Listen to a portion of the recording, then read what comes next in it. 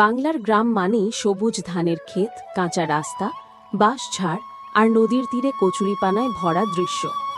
এই গ্রামেই বাস করে হরিদাস, একজন সাধারণ কৃষক। হরিদাসের সংসার ছোট, স্ত্রী লীলা আর একমাত্র ছেলে সঞ্জয়কে নিয়ে তার পৃথিবী। হরিদাস ছোটবেলা থেকেই জমিতে কাজ করে আসছে। বাবা ছিলেন চাষি, তাই পড়াশোনার সুযোগ খুব বেশি হয়নি। তবে জমির মাটিকে চেনা, ফসলের রোগ বোঝা আর গরুর দুধে ঘি বানানো, এসব কাজে তার জুড়ি মেলা ভার। ভোরে ঘুম থেকে ওঠা যেন তার অভ্যেসে পরিণত হয়েছে।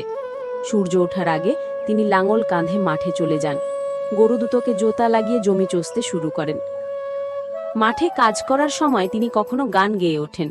গ্রামীণ ভাটিয়ালি কিংবা বাউল গান তার কণ্ঠে যেন এক অন্য রূপ নেয়। অনেক সময় পাশের জমিতে কাজ করা কৃষকেরা শুনে হাসে, কেউ আবার যোগ দেয় গানে। হরিদাসের মন তখন আনন্দে ভরে ওঠে। তার কাছে মাঠই হলো আসল খড়। তবে কৃষকের জীবন সব সময় সুখের নয়। বর্ষার সময় অতিরিক্ত বৃষ্টি হলে জমি ডুবে যায়, আবার খরায় ফসল পুড়ে যায়।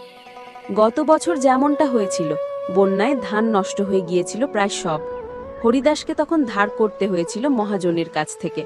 সে ঋণ এখনো পুরোপুরি শোধ করতে পারেনি। লীলা মাঝে মাঝে চিন্তায় ডুবে যায়, এভাবে কবে শোধ হবে দেনা। কিন্তু হরিদাস আশাবাদী মানুষ।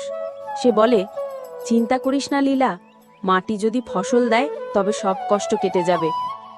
সঞ্জয়, তাদের ছেলে, গ্রামের স্কুলে পড়ে, পড়াশোনায় বেশ ভালো। হরিদাস চায় না ছেলে কৃষিকাজে নেমে পড়ুক। সে বলে, তুই পড়াশোনা শেখ, চাকরি কর, আমার মতো দিন কাটাতে হইব না। সঞ্জয় হরিদাসের চোখে স্বপ্ন দেখে। সে ভাবে, যদি বড় হয়ে শিক্ষক হতে পারে তবে গ্রামে আলো ছড়াতে পারবে। শীতকালে জমিতে যখন সরিষার ফুল ফোটে তখন গ্রাম ভরে যায় হলুদ রঙে। হরিদাস প্রতিদিন সরিষার জমিতে দাঁড়িয়ে সেই সৌন্দর্য উপভোগ করে। সে ভাবে, এমন দৃশ্য শহরের লোকজন কোনোদিন দেখতে পাবে না।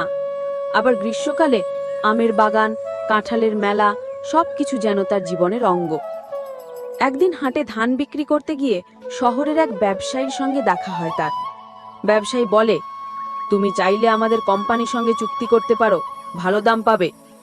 হরিদাস দ্বিধায় পড়ে যায়, কারণ সে জানে এসব চুক্তিতে অনেক সময় কৃষকের ক্ষতি হয়। তবু ভালো দামের আশায় কিছু ধান দেয় ব্যবসায়ীর কাছে। কিছুদিন পরই সত্যি কিছু বাড়তি টাকা আসে। লীলা খুশি হয়ে বলে, দেখলে, এবার হয়তো ঋণটা শোধ করা যাবে। কিন্তু হরিদাসের মন পুরোপুরি শান্ত হয় না।